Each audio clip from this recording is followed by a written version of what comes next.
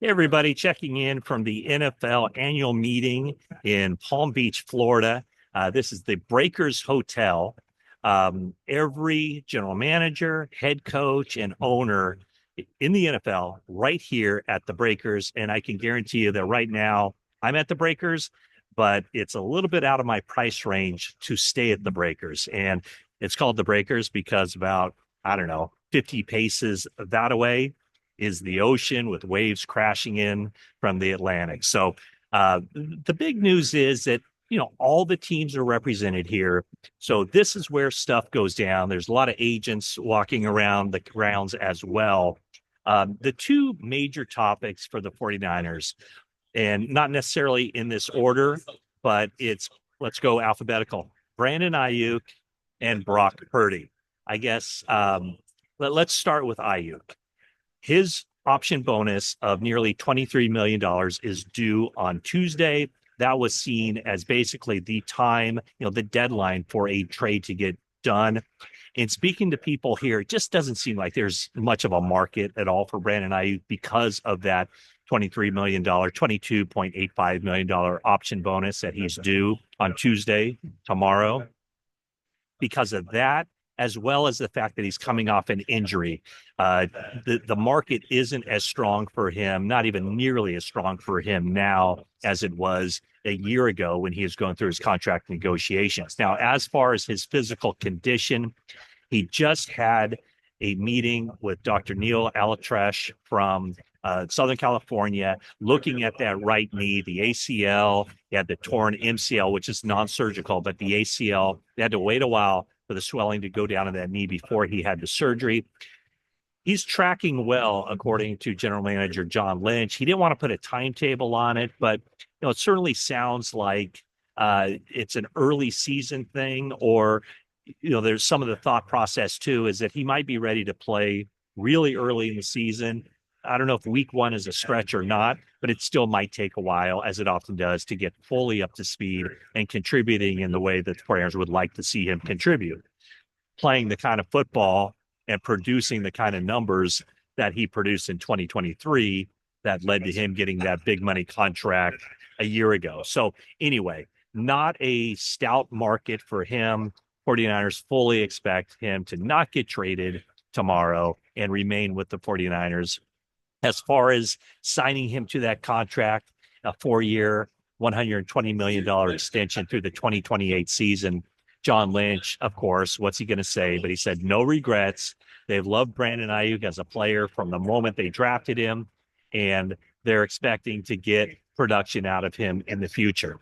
Okay, so that's topic number one. Brandon Aiyuk will be part of the 49ers, according to John Lynch. Says there's no thought at this point toward a deal that would send him elsewhere. Now, there's Brock Purdy's situation. It is really the topic of the NFL annual meeting. Everybody's talking about Brock Purdy. What's his contract going to look like? He's now played 3 seasons in the NFL. He has a deal in place that would pay him $5 million for the 2025 season, but nobody expects, nor do they want him to play on that contract. The question is, what is the right price?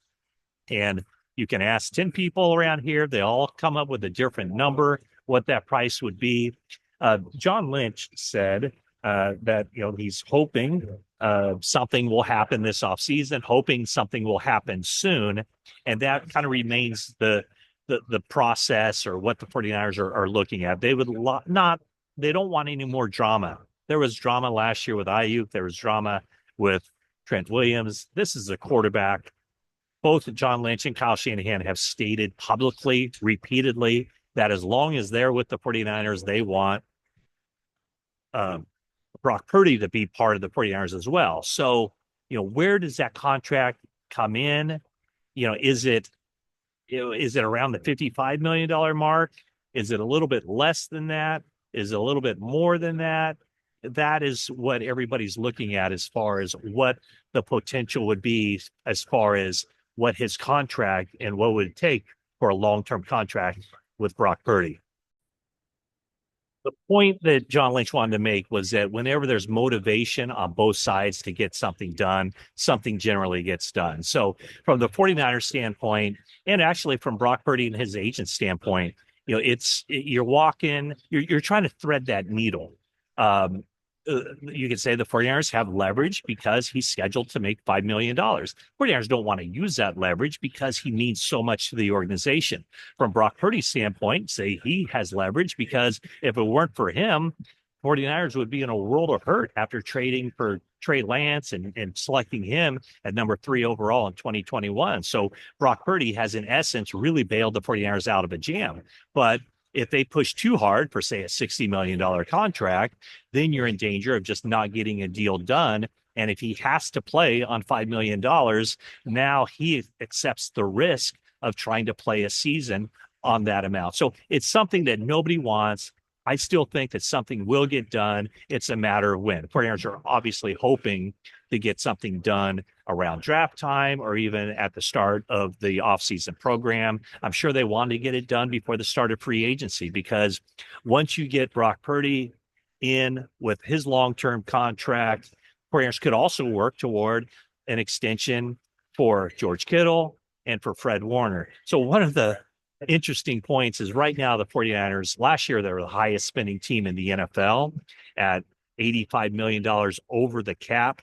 This year, they're at the bottom right now, but that number will go up. In fact, John Lynch said that it's highly possible that the 49ers could end up this offseason as being one of the top 5 spending teams in the NFL because of those big contracts and the amount of upfront guaranteed money that they will be paying in the future, could be paying in the future for Brock Purdy, George Kittle, and Fred Warner as well.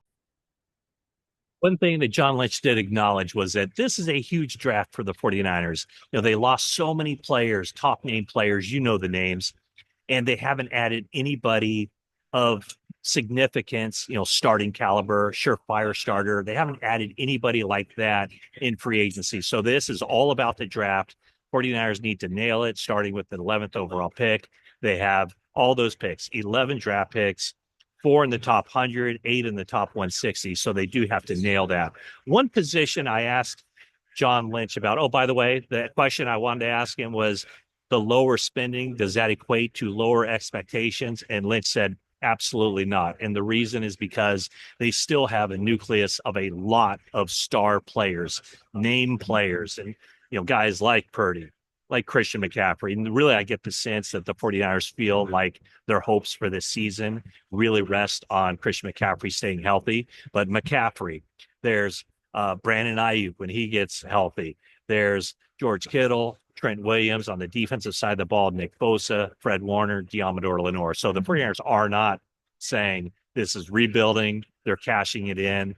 And you wouldn't expect them to just because there are so many still high-priced star players on this team. Okay, so the question for John Lynch also was about the offensive line. Obviously, the offensive line needs to get better. They're going to need a new left guard. I said, there's the possibility that guys could get better play out of the center and out of the right tackle. John Lynch said flat out, they like their center, Jake Brendel. They like their right tackle, Colton McKivitz.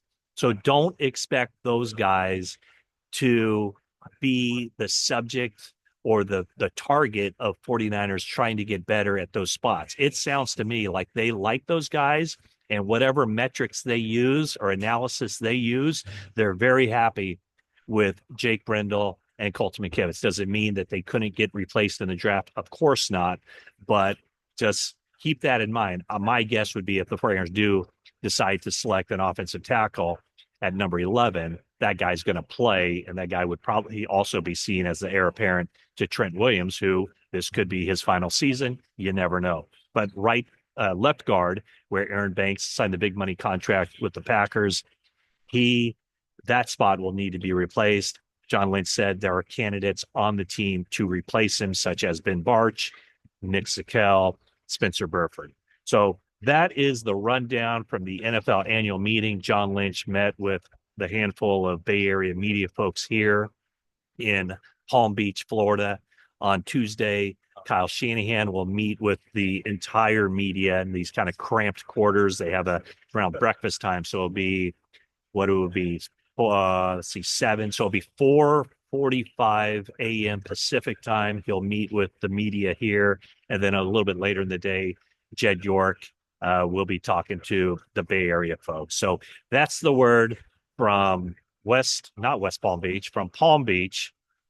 Brock Purdy and Brandon Aiyuk, that remains kind of 1A on the list of 49ers, what to do for this offseason.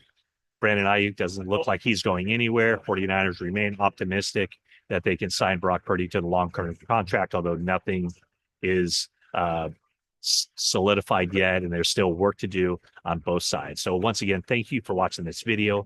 Please subscribe if you haven't already. Leave a like, leave a comment, and we'll talk to you real soon. And that is it for now.